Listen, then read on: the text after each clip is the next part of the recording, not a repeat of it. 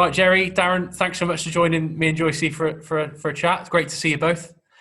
We'll start off with Birmingham days, I think, before we move on to Cheltenham and Northampton, because you obviously know each other for a long time at the Blues. What are your memories, Jerry, of Darren when you were on the books of Birmingham City? Yeah, we do. We go back a very long way. Obviously, my Birmingham City days were from 97 through to 2002. And that year, Darren obviously goes down in history because he scored the winning penalty. When I was sort of coming to an end then, I was around that time where I was on the fringes of the squad then. I was 32. But I can remember having a conversation with Darren about when he used to watch me, and I can remember him as first and foremost, talk about a lot with our players now as a good human being. The player, I think, comes after that. So I think he had a fantastic grounding, a really good young man, and very polite around the place. That's what I remember, and obviously a talent. So he was coming through, and then obviously Brucey gave him his chance, and he took it, and then his career's gone on from there. So yeah, I was, as I said, I was 32, and then moving on to Northampton at those times. But Darren was sort of coming through, and he was just about to have his fantastic career at Birmingham City. But he'll talk like I do. My time at Birmingham City is a Birmingham lad, and I'm a West Country boy, but really deep inside 5 years at St Andrews and living in Solihull. That was probably one of my best times of my life playing football, because the affinity I had with the football club and the fans. Someone's put it on Facebook today about a bit about me when you've put some stuff on, and we had the old Jerry Springer shout ringing round St Andrews. It was wonderful, and I'm really proud to say that I played for that football club, and Darren, I'm sure, will say the same. Yeah, Darren, I mean, Jerry, I'm sure Jerry can still do a decent job at right back now, but there was a bit of an age gap between the two of you. So as a young lad coming through at Birmingham, Jerry had been brilliant in non-league for the likes of Bath, Yeovil, got his move up to Birmingham. What are your memories of him as a young lad coming through at Birmingham when he was in the first team?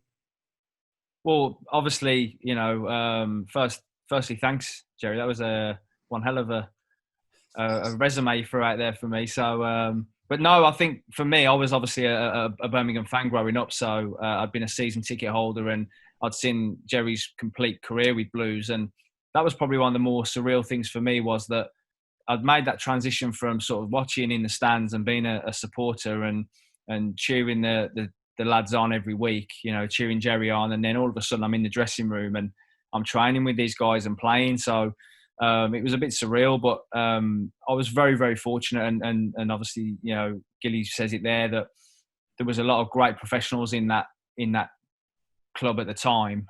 Jerry obviously being one of them. And, you had the likes of Martin O'Connor and Martin Granger, Darren Purse, Michael Johnson, all these guys who had a lot of games under their belt, a lot of experience. And I was the young lad that was thrown in there to sort of, contribute and help the club and help the team. So, it just coincided that we had a great run that season, and I was part of a promotion team in my first season. But yeah, like I say, it was the likes of Jerry and and other experienced pros that gave me, and I always say it to this day, gave me such a great grounding and made me realise what the game is all about. And the question you've probably been asked more than any other in your career is about that penalty, because this is a playoff chat looking ahead to Northampton Cheltenham. I've got to ask you about the playoff experience. Was it all sort of take it in your stride because you're such a young lad, perhaps even less pressure than if you'd been 35 taking a penalty, having been through your whole career? Did it almost, or were you absolutely petrified walking up there to take that penalty in front of 70,000 people? No, you've summed it up perfectly there, John. I think it was just my age. I felt supremely confident that I'd score, and I always say I've never felt that confident over a penalty in my career. I took penalties, the previous 2-3 seasons for Solihull, and felt more nervous in front of 1,500, 2,000 fans. So I always put it down to that season. I'd made my debut in the January. Everything could happen so quickly. We were on a great run. We caught a bit of momentum, got into the playoffs quite late on. And as we all know in playoff football, if you're the form team, a lot of the time it can propel you all the way. So that's what happened with us. And yeah, so from January to the middle of May, all of a sudden I've gone from making my football league debut to playing in a playoff final and having a chance to score a penalty to win it. So and obviously Gilly knows, the lads, and Brian Hughes was down to take, I think, the 5th penalty, and he still gives me, ribbing today that I actually put it away because he wanted the glory. So but no, it's a fantastic memory, and it's surreal really that even during this lockdown I've done a few interviews with Blues and Blues fans on podcasts, and they still speak so fondly of that day. So that's the real special moment for me, really. Yeah, absolutely brilliant club for you both to be at. But you both represented Cheltenham Town in playoffs, and you both represented their opponents in this year's playoffs, Northampton. So, albeit in a different order. But Jerry, we've had a little bit of a chat recently for an article about your experience in Northampton Town. Because you obviously joined them on loan from Birmingham, didn't you, initially, and then made it permanent. But you had a decent time there, didn't you, until the rotten luck to do your ACL during that, quite late on in that first season. Yeah, I said it to you, John. I think it's first and foremost another fantastic club. Slightly different feel to Birmingham to Cheltenham. I think the fans there are probably a little bit more demanding. Not that Cheltenham fans and Birmingham fans aren't demanding, but they're probably a little bit harsher on you than what the Birmingham and Cheltenham fans are. You don't get a lot of time. That was my feeling at Northampton, but I had a good rapport with them as well. I went there, and there was some big hitters in that group. It was a strong group like Marco Gabardini, Martin Smith, Paul Trollope, Chrissy Hargreaves. Some real good experience. And I spoke about it. Paul Trollope became one of my best friends because he'd come from a Premier League club on loan as well, and we built up a really good relationship. So it was a good footballing team, first and foremost, with some good professionals. And as I said, I had a wonderful time there. I turned it into a permanent move in the end. I'd gone back and spoke to Steve Bruce and said, look, at 32, really, I need to be playing football. Never had a problem with Steve.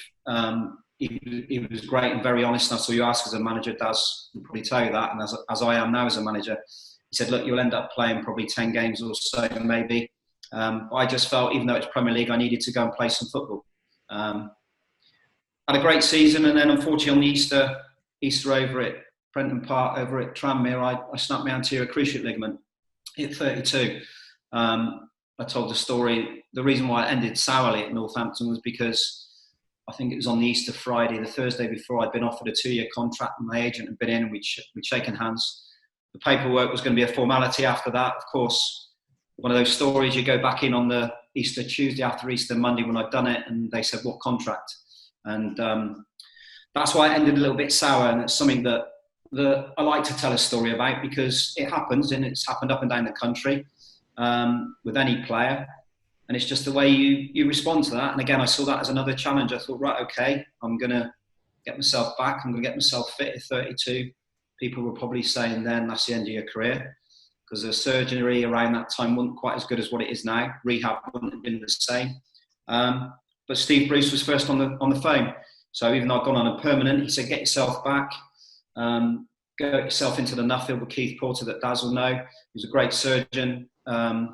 Have it done there and do your rehab back at Birmingham City. So I was back at Birmingham, funny enough, not as a player, but I was back doing my rehab with Neil McDermott, and Daz will tell you, he was some strict physio. I was doing some Rambo runs with Neil McDermott across barbed wire in fields, loads of proprioception work without really knowing I was doing it. He was just taking me off. And he worked me so hard, and that's the reason I come back playing, really, because if I hadn't have done that, no disrespect to Northampton and to any type of surgery or rehab I'd have had there, I probably wouldn't have played 200 odd games for Cheltenham Town after that to the age of 39. So some really good times, and then ended really sourly. But like I said, I never look back and go, well, do you know what, I hated that. I just saw it as a life experience, and you get on with it.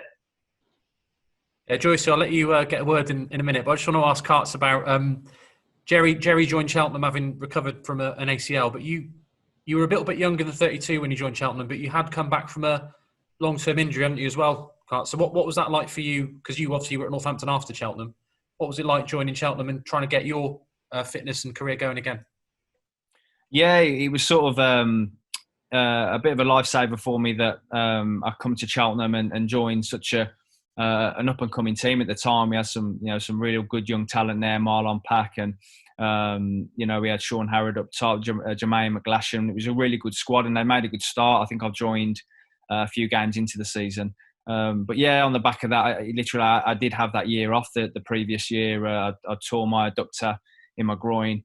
Had some complications with it after infections and stuff, which meant, I missed the whole season, which was hugely frustrating. I'd come off the back of being at Preston. I think, I was out of contract before I'd done the injury, and actually done the injury at a game at Nottingham Forest. And Steve Cottrell was manager at the time. It looked like I was going to go there on a 2-year deal.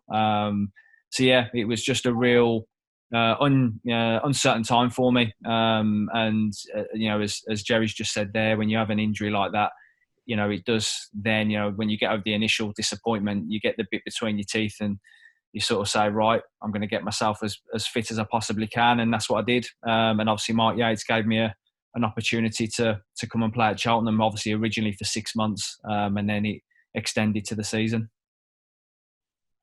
Yeah, that Cheltenham team you joined, Cuts, have obviously come very close the year before. Was there a feeling when you arrived that you had to do it this year, or that there was that sort of momentum to get the job done 12 months later?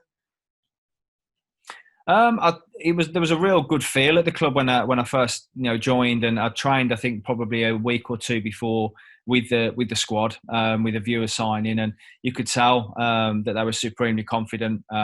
We had a very, very good squad for that level, League Two at the time, and you could just see there was a bit of momentum there. So it was great for me personally, coming into the team, and then obviously playing alongside Marlon Pack in midfield, and he was really blossoming into a very, very good player. Like I say, we had a great run up until around about New Year's Day, and I remember that because I took an inadvertent ball sort of into the chin, like didn't even really see it coming, twisted my ankle, and then really had a real bad injury then with my ankle for a good month or two, and it plagued me for the rest of the season. So I could probably break it down that the first half of the season I really enjoyed it. It's how we were riding a wave of momentum, and then we sort of stumbled a bit in the second half of the season, and again I had an ongoing ankle injury which was really bothering me, so I didn't quite enjoy the second half, but we made the playoffs to obviously meet Northampton. So Jerry, you came in and finished 14th twice, then 5th and promotion via the playoffs, which we'll talk a little bit more detail in a minute. But do you remember there being any expectation that you would get promoted or even challenged for promotion that season in 05-06? No, not at all. No. We were, in that season before, we were just consolidating. John was tweaking the squad, trying to get a younger group in, ironically, as well, around some of the experience. So we never spoke about any playoff targets. John never really set those targets pre-season. It was always short-term targets. But we knew we had some good players, and we knew we had a good collective as well. So the environment was good. Every time you came into work, you enjoyed it. And I've seen that throughout my career, and even with my managerial stuff now. The more I look at it, of course you have to be tactically aware, but you have to make your environment right, and you have to get the right people. And I talk about it all the time. The person first. So I'll meet a player for a cup of tea first, get to know them, see what their expectations are. Of course, I know about them as a player, but have they got the same drive, the same hunger? And Darren will find this when he goes through his managerial career, because I'm sure he's going to go on and be a good coach and manager, that you end up signing players very similar to your own style, as in your beliefs and your values. And that's if you're a good professional, like Darren is. I think you do that. And John was the same. I saw John signing good professionals. And from that, we had a really successful group. So we suddenly got on a roll, and we had momentum, which is a wonderful thing in football. And coming through that Christmas period, we suddenly started to talk about, well, do you know what, something could really happen here. And it was a really, really good group to be part of. As I said, training was always good. It was vibrant. It was really competitive. But John had a good habit of making it feel like a really relaxed atmosphere as well, with his quirky one-liners and his way of managing people, which I've taken into my managerial career as well. Yeah, Carts, I think probably the expectations were a little bit higher with your group because of what Cheltenham had done the previous season, getting to Wembley. But one thing that you had in common is you both had a great FA Cup run during the playoff season, didn't you? Jerry your class of '06 played Newcastle in the 4th round.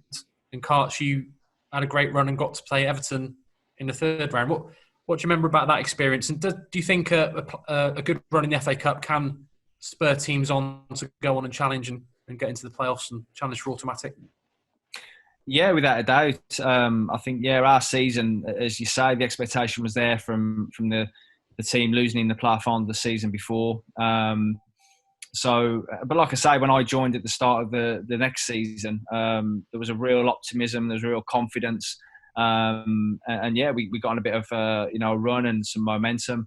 And again, as I was saying before, the Everton game fell literally, I think it was a week after I'd done that injury at Oxford. And I remember, doing my ankle at Oxford. And then the next 3 days, I thought I've got no chance of playing in the Everton game, which was, for me, obviously devastating. You want to play in them big games.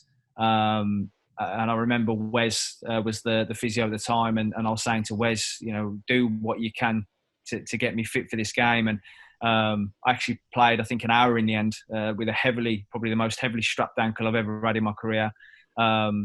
And although, you enjoy the occasion, I couldn't fully enjoy it as a player because, I was, sort of limping around in the end and obviously had to come off. But I just remember sort of the atmosphere. Obviously we were at home at Wadham Road and it was a great occasion for the fans and some of our lads as well. Some of the I think it was some of the biggest game they've played in. So it was a special night. Although we got sort of tonked in the end, I don't think it was really a fair reflection of the game. But like I say, it was thoroughly enjoyable and great for the club. And sort of come at the turn of the year. Like I say, I think sort of we did stumble a little bit that second half of the season, but that was certainly a highlight, I think, for the club that year. Yeah, if you're going to be playing again, I think it was Phil Neville and Leon Osman in the middle. You probably want to be fully fit, don't you, in terms of mobility and ankle mobility and that sort of thing. But you just want to enjoy the game, obviously. And if you obviously Jerry will tell you, you play with knocks all through your career. But I was really just gutted because, like I say, I couldn't probably fully enjoy it how I wanted to. Jerry, you gave Newcastle a real fright in your 4th round game at Wadham Road in front of the BBC cameras, and if I remember correctly, their goals were certainly one of them was an absolute freak goal, wasn't it? And I think you were probably unlucky to lose it 2-0, weren't you? To lose the game at all, let alone 2-0. Yeah, no, we went into it really confident. Actually, I think Graham Souness was manager, wasn't he? And he was under pressure. I remember going into the game. There was a lot of. I can remember Spuggy doing a piece actually, and I thought, crikey, Spuggy's done a piece in the paper again, which probably will go against us, one of them ones. But no, it was. Going into we were in momentum. We ended up playing something like 60 games that season as well. So it was ridiculous the amount of games we were playing in all the cup runs. I think we played Oxford, didn't we, 5 times in all competitions. I remember to keep playing Oxford all the time. But going into that, a real underlying confident mood, not a cocky one, but going in that little bit of arrogance, thinking, do you know what, we could turn these over here. Anyone that comes to Wadham Road is going to find the pitch small and tight. There was a real vibrant atmosphere in there. You could feel it. I think the clappers, they had those plastic clappers, and we're just looking forward to playing against people like Shearer. It was wonderful. Even at my age, what would have been then? I don't know what would have been then. Around 30, 35, something like 36. So it was 36. Yeah, it was just a game, a day to enjoy and a game to enjoy, but not enjoy it, but be competitive and win it. And I remember Kay started on fire up top. And he was causing them absolute havoc. But he couldn't quite have that little bit of composure on the end of it. And that was a little bit like Kay was. He was such a threat. If he'd had that little bit of composure in his career, I'm sure he got a huge move. Of course, he went on and played at a higher level and has had a good career and a really good lad. I still message him from time to time now. But I think on that day there, he did have a couple of chances that could have made the difference. And in the end, really, I think the scoreline, even though it was only a small scoreline, it flattered them, and I think they were lucky just to get back on the bus and get out of there with a win. Yeah, but you kicked on and you booked your playoff place on the penultimate game against Notts County. Carts, I think you were right in. I know you were battling a bit with that injury, but you were right in there with the chance of top 3. I think right up to the last couple of games of the season, weren't you? And then you ended up having to settle for the playoffs. Do you think what do you remember about that? Did you genuinely think you could go up automatically right to the end? Yeah, I was supremely confident, to be honest, from early on. Like I say, the feel and everything and the squad that we had, I thought top three was well within our grasp. Even at one stage, I could see us finishing top. That's how well I thought we were playing, and sort of where our ceiling was. But yeah, like I say, second half of the season, we just sort of stumbled around a little bit, and we lost some games that we shouldn't have lost. Maybe a lack of confidence here and there. So yeah, again, massive in football momentum, and you talk about teams, the form teams going into the playoffs. We were sort of disappointed at not making the top three, so I think that definitely plays a part. Once you hit the playoffs, you've got to sort of pick yourself up again and go. And unfortunately, we just couldn't do that. It was a bit of a strange situation in January with Marlon, wasn't there? Because he looked like he was going to go to Swindon. I think he basically signed for them, and then he got denied because they were going through a change of ownership, and he ended up coming back. What was that like for you? Because you'd obviously played with him quite a bit. You thought he was probably off, and then next thing you know, he's back in the team. Well, yeah, sort of for Marlon, I was devastated. Obviously, he, as I mentioned, he was, really sort of, you could see he was turning into a very, very good player. And the one thing that struck me early on was the maturity that he had as a football player for such a young age. He could boss a game from the centre of the park, not just with his distribution, but his intelligence, his positioning, and yeah, you always want young players as much as fans at Cheltenham would have been saying we want to keep him. You can never deny a player a move to a higher level. So yeah, I was gutted for Marlon on a personal level, having younger legs around me and someone of Marlon's talent. I thought again it would give us a boost going into that second half of the season to have someone like that. So yeah, it was a strange situation, but things like that happen in football, and it's all part and parcel of what you have to deal with. Yeah, Jerry, it was a brilliant achievement to get into the playoffs, beat Notts County at home, and had a little mini celebration that you were there. And then last game of the season was Mansfield away, and John Moore decided to give some of the senior lads a bit of a break. Yeah. I think Andy Gallagher came in for his debut, didn't he? And they thrashed Mansfield 5-0. Do you remember thinking, hang on a sec, we've got a battle on our hands to start this game, start this playoff game? No, totally. I never expected John to do that, if I'm being honest, because he never tried to be clever or cute or do anything outside of the box. It was always fairly consistent. So you knew if you were playing well, you'd pretty much stay in the team. So for a lot of us senior ones to be sat in the stand, it was, I could see why he'd done it, because he wanted to make sure we were all fit for the playoff games going in.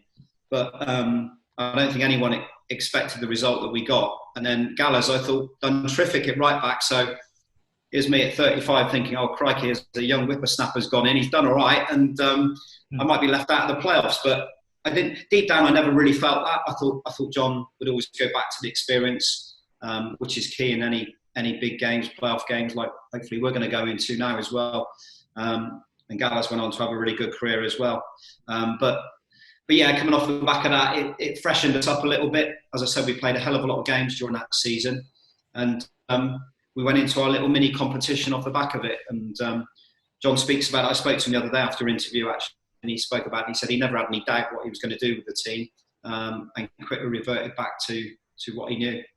So you both experienced promotions during your career, and Carts, hopefully you will go on to experience more, and Jerry as a manager. But how would you sum up the experience of playing in the playoffs? Because in knockout competitions, you get knocked out of the cup, you go back to the league, whereas with the playoffs, your whole season really is revolving around one or two games. So what's that like as a player? Jerry, if you'd start, please. Yeah, so recollection of that one is there was a bit of a calmness about us, actually. We never, I guess with the expectation not on us, we didn't really feel any pressure going into it. I guess when Darren played, because they're always striving to go up automatically, feels a little bit different, even though they'd been very confident as a group, even if they went through the playoffs. We really did feel like every game that came, we were never the favourites in any game. We always had that tag of little old Cheltenham that John used to talk about. And as I said, the playoff games against Wycombe, we went into that complete underdogs, but with a little bit of a steely belief in it. So I think first you've got to have a real good group a real good togetherness. And any winning team, actually, whether you're in a playoff system or whatever now, the more I look at it, they've always got such a good unity, a good group of staff and players, which will culminate in winning in the end if you can.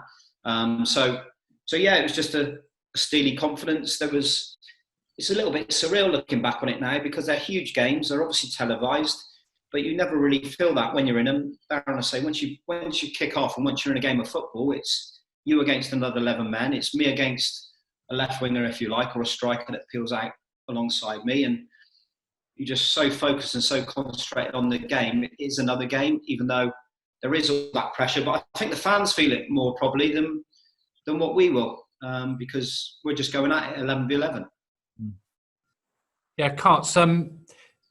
Jerry had obviously played at a good level in Birmingham and had a good career before he came to Cheltenham. But do you think, because you were one of the sort of more experienced players in that squad, and you've been there and won it with Birmingham to get into the top flight? I know, Jerry, you were part of the promotion team as well at Birmingham. But Carts, do you think some of the lads at Cheltenham drew experience, spoke to you and asked you what it's like to play in the playoffs and that sort of thing? I think from memory, yeah. I think I probably had a chat with one or two, probably the more inexperienced ones, because I think there was a fair nucleus of that group that had played in the playoffs the year before and gone to Wembley and obviously lost to Crewe. But yeah, I think I understood it more as I've got older, and obviously Jerry will tell you the same. That I think you do feel a bit of a duty if you're a more experienced player, and if you've played in them type of games, you do try to relay that experience onto the less experienced players, and just to try and help them really. And when it comes to the playoffs, as Jerry said, you try to treat it as another game. I think you always have a feeling, whether you're a team that like we were gunning for the automatic promotion, and then all of a sudden we find ourselves in the playoffs, to a team that is sort of flying going into the playoffs. I think you always do get that sort of feeling emotionally, and that can play a part. I've been, like I say, that Birmingham team. We flew into the playoffs. We had momentum, and it took us up. And it wasn't long after I was at West Brom. We got to the final against Derby, and we felt that we should have gone up automatically in the top two. Got to the final and then got beat by Derby. So I've been on both sides of it, and I think that does definitely play a part. And it's just knowing that it's very final, like you say, cup competitions, your season goes on after, but these are games that it's win or go home, so to speak. So I think it is just all about, the older you get, the more games you're playing, you learn to clear your mind a little bit more, and just focus on the game in hand. And Carts, you might be in a similar situation now to what Jerry was in at Cheltenham, and he sort of started coaching players on the pitch, even though he didn't have an official role of coach. He was almost a coach on the pitch, especially with the young lads that he was surrounded by. So, Jerry, is that, do you think, even more important in the playoffs? Because it is about keeping your head. It is about trying to treat it like a normal game. You had JJ, I know he didn't play in the playoffs, Ashley Vincent, Brian Wilson, Gavin Kane, Shane Duff, all the young lads. How important is it to have that calming influence that maybe you and a couple of other lads had during that period? Yeah, I think having done interviews like this, is subconscious that it happens. Like Darren says, the older you get, it's just the experience that you've gone through your career that comes out in your game. So I spoke about it. John never ever said to me, or Keith, that you're a coach, you're part of the management team. I was very much seen as that little bit of the void between the dressing room and the management, in a very good way, often just on the pitch really, or on the training ground. It wasn't one of them where they call me in the office on a regular basis and ask me about players. It was just naturally that I started doing it on the training ground, and then I really enjoyed that side of the game. I think I was probably protecting myself most of the time anyway, because I was starting to lose my pace. So I was pulling Keynesy, a bit like Brucey really. I always tell the story, and I have to tell it now, that when I made my debut for Birmingham City, it was alongside Steve Bruce, Gary Ablett, God rest his soul, and Martin Granger. So it wasn't a bad back four to make your debut in the Football League at 27. I hadn't played in the league up until that point. So Brucey called me to one side before the game, and he, in the dressing room, he said, "Look, I would like to wish you all the best for your game today and for your debut." He never did warm-ups. He had a hot bath, and then he just went out and played in the Championship. That was what he did. But he said, "You effing leave my side once today and you'll know about it." So he literally had made a bungee rope. And Daz, I tell you, he used to bring balls down on his chest and just ping them left and right. But he had me doing all that running beyond him and in front of him. And that was him coaching me. So I sort of go back and look at that and I think, do you know what, he was doing that. And he's obviously gone on to have a very, very good managerial career. And I can remember pulling Ash in and Keynesy round me and making sure the back four were narrow and the distances were right. And I really enjoyed that without really having the tag of it. And I think there was a lot of key sessions that we did on repetition that I took onto the pitch. And then we had Finners and we had Grant, didn't we? And other experienced players around it, Spuggy. Shane Higgs was probably the best goalkeeper we had. Who was in the league at that time, in my opinion, even though he was quiet, he just went about his business. So I think a good blend of experience and that vibrant youth and that excitement, and Brian with his pace, was a really good team, and we deserved that over the 2 legs, John. I thought down at Wickham we were resolute, we were strong defensively, but actually we were a bit more than that. We probably felt as if we could have done a bit more and come away from that, winning the game. They obviously get a late equaliser, and then we go back to Wadden Road and war of attrition. I think we defended for 96 minutes, and we got the win. But they were great times and great to be involved as a senior player with that group, I've got to say. Yeah, Carts, I mean, that season for you was probably, as much of a team player as you were, it was about you trying to get back playing again, wasn't it, after missing the 4 years? So what was it like for you at the end? It must have been mixed feelings because you'd got back and played some games, but you were struggling on with that ankle problem, weren't you? Or almost awful choice of phrase, but limping to the end of the season. But you got back from that long-term adductor injury. So what was that like for you coming to the end of that season, finishing with Northampton in the playoffs? I think, like you say, Johnny, my ankle was slowly getting better week by week. And to be fair, myself and Wes worked tirelessly to try and, rehab it as much as we could in between games. And, it was more frustrating for me off the back of being out for a year. You just don't want to be injured, you want to keep playing. Jerry will tell you, the worst thing for a player is an injury, and especially on the back of a long-term injury. And I always remember, sort of as the season was coming to a close, and obviously we were, destined for the playoffs. It was the best my ankle felt. It really did. And it got to the 2 playoff games, and I didn't come onto the pitch. I was on the bench for both games, which was heavily frustrating in many aspects for me. The fact that I'd tried so hard to get myself back into as close to 100%. My ankle was obviously as good as it had felt from New Year's Day, and also the experience that I felt I could bring. Obviously, as Jerry's mentioned, you do as much as you can off the pitch, but when you can't contribute on the pitch, that's the ultimate frustration. And again, I look back on it now, obviously with a bit more clarity. Yatesy maybe looked at me and probably thought, he has been struggling. Go with, and we'd signed, I think Jason Taylor had come in as well and had played a lot of games in that second half of the season. And that's what he went with. And as a manager, obviously Jerry will tell you have to make these decisions. But yeah, for me personally, it was just a real, sad and frustrating way for that season to end, not only personally, but obviously as a collective, as a club as well.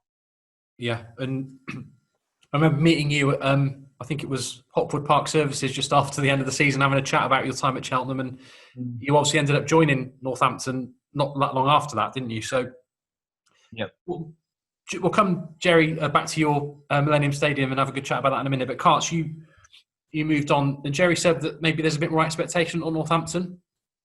Did you feel that when you were there, that the fans demanded success maybe a bit more? I think so. Yeah, probably it was definitely a shift from Cheltenham. And again, I joined a team that had a lot of experience. The likes of Calvin Langmead and Clark Carlisle and Clive Platt, and Adi Boothroyd was the manager. And that was one of the major reasons that I went there, was that Adi, I'd had sort of communications with Adi all through my career. When he'd been at different places, and he actually informed me that he tried to sign me when I was at Birmingham, when he was at Watford, which I had no clue about. He said Brucey at Blues at the time shot it straight down, and I never knew that. So yeah, it was that was a big pull for me to go to Northampton at the time, Adi Boothroyd, and yeah, again, it was a bit of a crisis situation. Sort of that pre-season, we didn't have a training ground. The finances and everything wasn't quite where it should have been, and Adi was hugely frustrated that he couldn't recruit who he wanted to. And we ended up sort of going into the season sort of in dribs and drabs. Really, the squad wasn't sorted. We were a few players light, had a couple of injuries, and yeah, we sort of couldn't get any kind of momentum in that start of that season, which was hugely frustrating. And going back to the expectation, the fans jumped on that very quickly, and probably rightly so. You know, we were sort of a squad that were tipped to be up there challenging, and all of a sudden we find ourselves in the bottom two. So yeah, complete contrast from the season that I'd obviously just come off. Yeah, but can understand why it would have looked like a good move, because they just missed out and they got to the final, lost out to Bradford, didn't they, that year, and looked like That's they right. were maybe. So, Jerry, you had a different experience of the playoffs, but I think getting promoted with Cheltenham was an unbelievable achievement. But then to be in your late 30s and play such a big part in staying up in League One 2 years in a row was perhaps even more remarkable. So, was there any fears from you about going up to League One at that age? You know, but I know you always found a way to stop wingers, but it was a different type of test, wasn't it? Yeah, it was. Yeah, I guess there is. I mean, the older you get, as I said, you can be as fit as you possibly can. And I was pretty proud of the fact that I was one of the fittest lads at Cheltenham. But it's right being fit, but when the game gets quicker and players get quicker and they can move the ball quicker, dynamically they're quicker and stronger. Doesn't matter, lady, time does catch up with you. And if you can't quite react, your brain's telling you to do one thing, but your legs can't quite doing the same thing. I never felt as if I was at my depth. I always knew it'd be a big challenge, because you got that level, you do come up against better wingers, and that's fact. So all I did, like Darren said, I started to use my experience. So the left winger would receive it. You'd often see me I was there already, and I was ready to tackle. I wasn't scared of a tackle. I enjoyed tackling. I think my work on my distances was good, and you speak about I was probably the best defender at heading the ball back to the goalkeeper in Cheltenham Town's history. I don't know whether that's good or bad or what, but I can remember often people trying to hit diagonals. I'm not 6 foot, I was 5'10". I had a spring, and I sort of got that skill down to an art where I positioned myself right, and I'll be able to pop one back to Higgsy, or I never felt as if I wanted to just head it out, or I wanted to keep it in play if I could keep the ball alive. So yeah, there was some big challenges in it, but like I said, I never really felt as if I was going to be out of my depth. And I think the biggest challenge was probably the Millennium, because it's a big old pitch. And we were going there, having been at Wadham Road in your last game, and then suddenly your next game's at the Millennium, and you're up against Andy Parkinson, who was a real nippy. They're the ones I didn't enjoy. I didn't mind big ones coming out of me, like Mooney in the semi-final would come out, Tommy would come out against me, and he'd have his elbows up against me, and I'd love all that. But when you had those little nippy ones, they were the tougher ones. So yeah, that was probably the biggest challenge going into the final. Yeah, and Steve Guinan talks of his goal celebration. I think, were on top of him pretty quickly. The goal showed you pace to get on top of him once the goal went in. It was a really good, because you weren't fancied to beat Wickham. You certainly weren't fancied to beat Grimsby in the final. So if you could sum that up, that whole experience up of getting promoted to League One at Cheltenham through the playoffs, how would you sum it up? Just togetherness, just complete spirit, whole group together. Everyone, like Terry, Groundsman, John and Mike, who were doing the teas at the time. Doreen, who'd make the lunches in the bungalow. Everyone, I'm going to miss out people, and I don't want to do that, because there were so many people who were a big part of it. And you were very much part of that. You were around us a lot, and you felt that and knew it. We all did our little bits, and John never told this story when he was on the other day with Keith, but our tracksuits were horrific. When it came to the final, our tracksuits by then were like hanging off us, literally. They were hanging off us. And, I was like, I took a pride in my appearance, and I wanted the lads to look good going there. We wanted to keep it as we could and keep it normal. We'd gone down on the Wednesday to the Millennium to have a look around, so that John said, you want to get all that out of the way. But I'd gone to him on the Monday and said, look, John, can we get some new tracksuits off a rail, please? He went, no. He said, they're not going to get here on time. So I said to John Finnegan, I said, I'm going into town, mate. I went into town, in Cheltenham. I walked into a men's suit shop in Cheltenham. I said, I don't know if you're aware, because you know what Cheltenham's like. We're in a major cup final this weekend. Could you give us some suits? And I come out of there, I had 25 suits, shirts, ties, all given free to the football club. And I don't know if you remember them, we all wore them, the black suits, with the red and white tie. And that was a bit, I'm not saying that because it was me, but people did their little extra bit. It wasn't just about playing for the football club. We always did our extra bits, whether it was going to a school, whether it was meeting some fans, people coming in, the fun days we had. And that's what sums it up, that massive togetherness of people just stepping outside of what they normally do, helped us achieve. And that's what it culminated in. And the performance alone, it was well-deserved win on the day.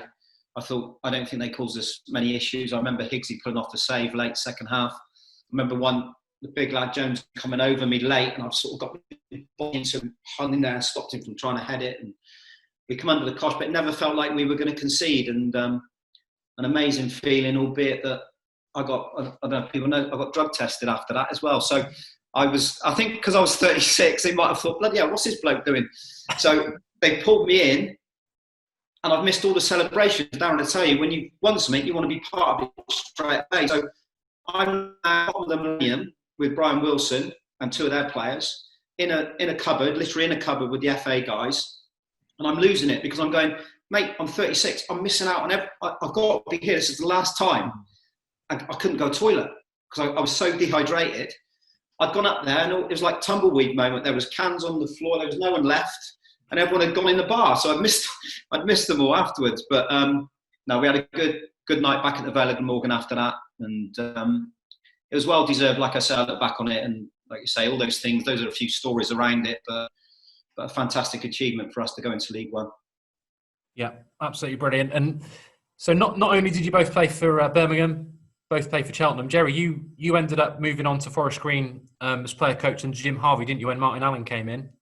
And still played on for a bit. I remember you having a really bad facial injury there at Forest Green. And Karch, you obviously after Northampton, you popped up in Gloucestershire again and actually played in some massive games and scored in a massive game. I think your debut was at the New Lawn against Cheltenham, wasn't it? I think, and then that's right, yep. Scored in the other one. So what I know you weren't at Cheltenham as long as Jerry, but you still, had a good time there overall. What was it like playing against them in a big derby in the National League title race?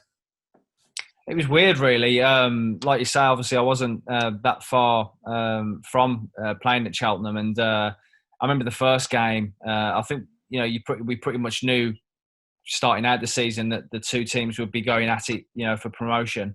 And that first game was a real. I trained with the team probably 3 or 4 weeks leading up to that, but I hadn't really played any game time, and I ended up playing in that game because we had a couple of suspensions, and Adi Pennick threw me in, and it was a proper, up-tempo game, and obviously finished 2-2, probably a fair result on the night.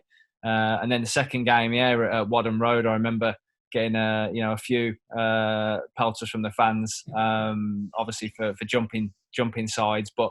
Yeah, I remember in that game, obviously Cheltenham took the lead, and I think we had some real good chances, and in the end, one's fell to me, a tap-in from about 5 yards out, and then we missed the penalty. So, I think it's always weird going back to your old club. As I say, especially when you've played there only like a couple of seasons previous. But in the main, like I say, I've still got a good rapport with. A lot of people at Cheltenham, and made some real, lifelong friends there. Joyce, do you want to chip in? I've hogged it again. I was just going to quickly say, obviously, Jerry, you're hoping to be in the playoffs soon, hopefully with the National League. What's going on with that right now? But in terms of Cheltenham preparing for the playoffs, what would your advice be as two experienced playoff players to someone who was about to play a game in the playoffs with all the experience you've now got? What would you say to someone who perhaps is doing it for the first time, going out onto the pitch on Thursday? For me, I think it'd be, I know Michael, it's almost like you want to take that off the players. So it's almost like you don't want to say it to the players, because if you've got a good management team, if I look back on, I've been fortunate enough to get a few promotions, Birmingham and Yeovil, and obviously at Cheltenham. If I look back on it, the pressure was always taken off us by the management team.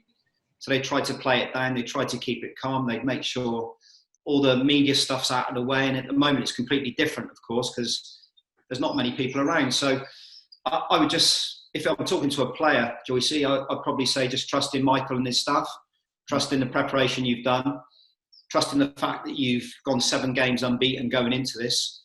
So mentally you're in a good place. And I think there'll probably be a fitter group than Northampton. I've seen Northampton. Northampton are a big old side.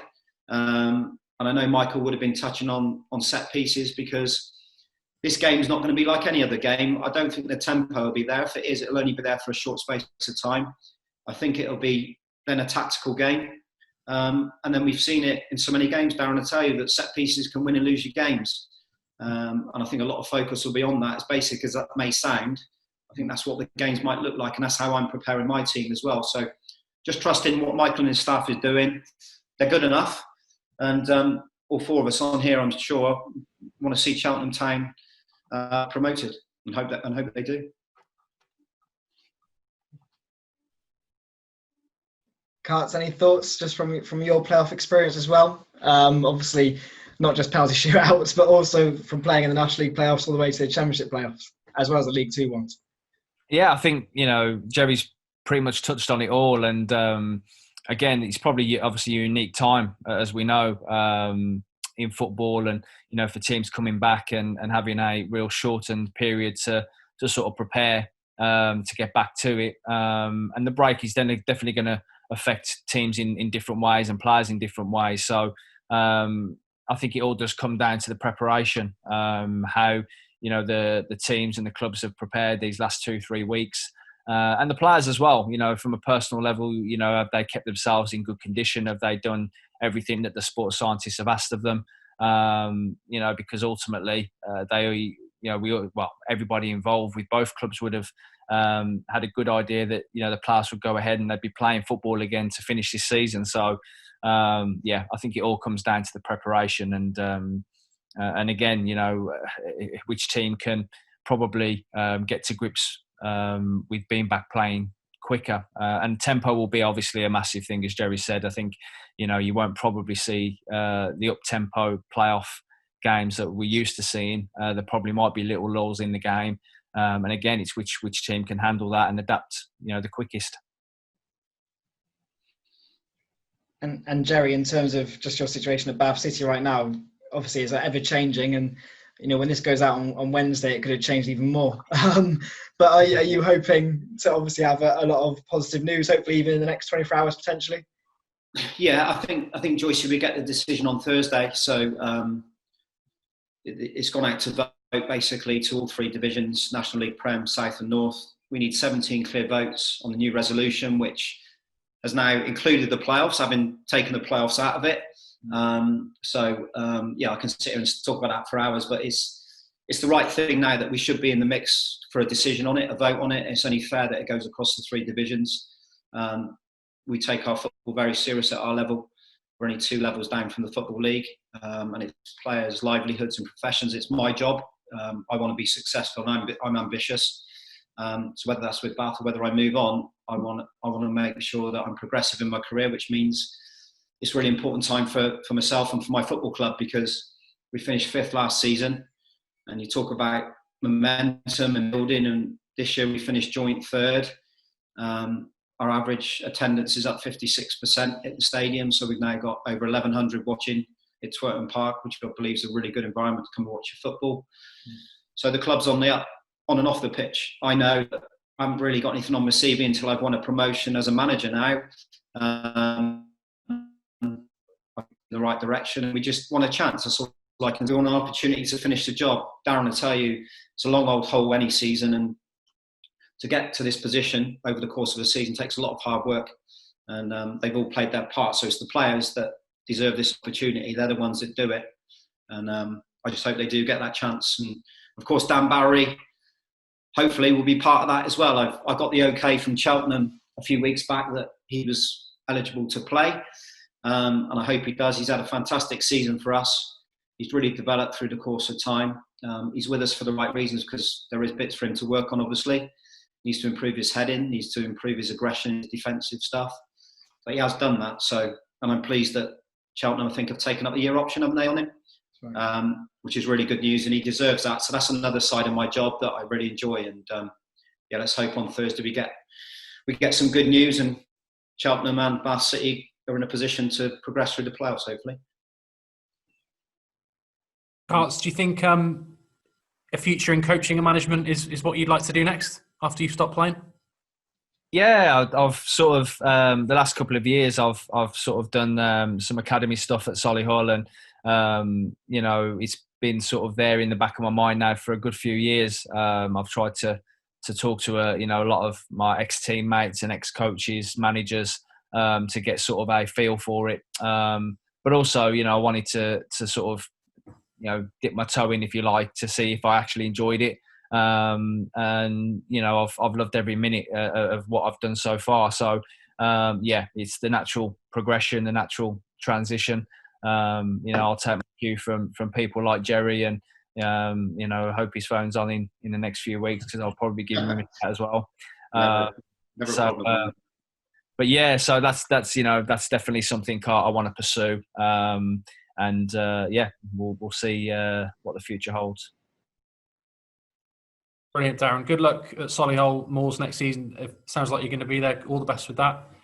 Jerry, good luck against Dorking and the playoffs. Hopefully it all goes ahead as planned, and you put a good account of yourself, which I'm sure you will. Two absolute gentlemen of the game. Thanks very much for your time. Having a little look back.